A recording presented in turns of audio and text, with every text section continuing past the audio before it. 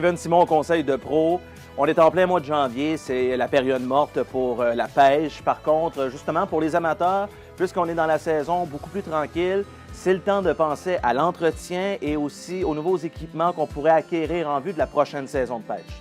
Effectivement, on met quand même nos équipements à rude épreuve toute la saison, soit dans l'eau salée, soit dans l'eau douce, mais il reste toujours que dans l'environnement, il y a des micro-organismes, il y a de la mousse, il y a plein de choses. Puis nos lignes peuvent être mises à très rude épreuve.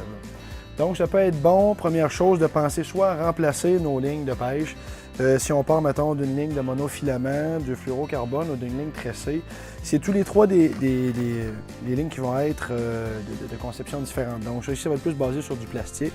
Le fluorocarbone, lui, va avoir une très bonne élongation, mais peut gercer relativement facilement.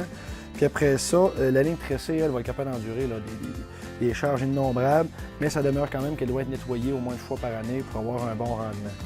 Mais la pire d'entre toutes, c'est souvent celle du moins d'aujourd'hui, on utilise de plus en plus, c'est la pêche à la mouche.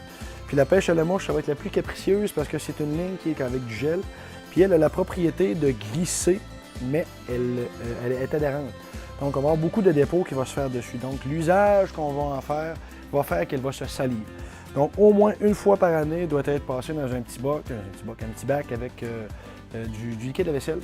La nettoyer à l'eau claire, la remettre dans nos moulinets pour pouvoir faire un usage pour la saison suivante. Deuxième chose, les moulinets doivent être au moins graissés une fois par année, les dépoussiérer, les relubrifier, on réassemble. Après ça, on est sûr d'avoir une saison très efficace. Merci beaucoup, Steven.